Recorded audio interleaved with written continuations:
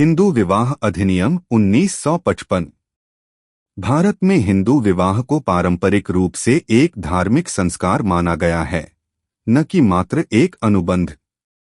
किंतु स्वतंत्र भारत में सामाजिक सुधार और समानता के उद्देश्य से हिंदू विवाह अधिनियम 1955 पारित किया गया।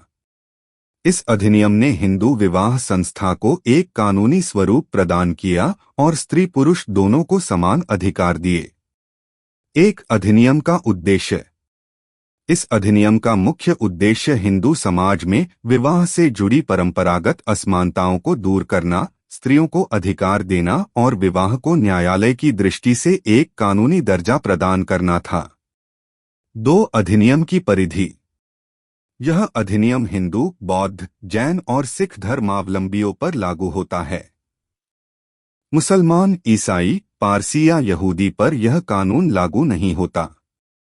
3 वैध विवाह की शर्तें। सेक्शन 5। किसी भी हिंदू विवाह को वैध माने जाने के लिए निम्नलिखित शर्तें अनिवार्य हैं। 1 पति पत्नी दोनों का जीवित होना और मानसिक रूप से स्वस्थ होना। 2 दोनों की आयु, वर की न्यूनतम आयु 21 वर्ष और वधू की 18 वर्ष।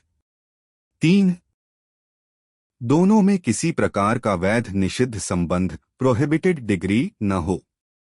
4 न ही वे सपिंडा संबंध के अंतर्गत हों। 5 विवाह के समय किसी पक्ष का पूर्व विवाह जीवित न हो। 4 विवाह की वैधता और स्वरूप। यह अधिनियम विवाह को एक अनुबंध की तरह मान्यता देता है, लेकिन धार्मिक रीति रिवाजों का पालन आवश्यक माना गया है। इसमें सप्तपदी, 7 फेरे को वैध विवाह की महत्वपूर्ण शर्त माना गया है। 5 शून्य और शून्यायोग्य विवाह। शून्य विवाह, वॉइड मैरिज, यदि विवाह उपरोक्त शर्तों का उल्लंघन करता है, जैसे पति या पत्नी का पहले से जीवित जीवन साथी होना, तो ऐसा विवाह स्वतः अमान्य होगा। शून्यायोग्य विवाह, वॉइडेबल मैरिज, यदि विवाह धोखाधड़ी, बलपूर्वक या मानसिक अस्वस्थता से हुआ हो तो इसे रद्द किया जा सकता है। 6 न्यायिक पृथक्करण, जुडिशियल सेपरेशन। पति या पत्नी न्यायालय में आवेदन देकर कुछ आधारों पर न्यायिक पृथक्करण प्राप्त कर सकते हैं।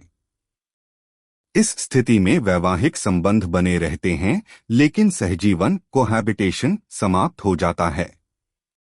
7 तलाक की व्यवस्था, डिवोर्स। पहली बार हिंदू समाज में इस अधिनियम ने तलाक की कानूनी व्यवस्था दी। तलाक के आधार। व्यभिचार, अडल्टरी। परित्याग, डिजर्शन। क्रूरता, क्रुएल्टी। मानसिक अस्वस्थता। धर्म परिवर्तन। असाध्य रोग आदि। 8 तलाक के बाद अधिकार। तलाक के बाद पत्नी को भरण पोषण, मेंटेनेंस का अधिकार है। बच्चों की अभिरक्षा, कस्टडी और भरण पोषण की व्यवस्था न्यायालय द्वारा की जाती है। निष्कर्ष। हिंदू विवाह अधिनियम 1955 ने हिंदू विवाह संस्था को आधुनिक स्वरूप दिया।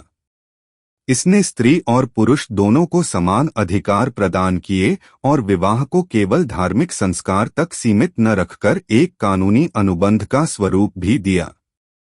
इस अधिनियम ने भारतीय समाज में स्त्रियों की स्थिति को मजबूत करने और विवाह संस्था को संतुलित व न्यायपूर्ण बनाने में महत्वपूर्ण भूमिका निभाई।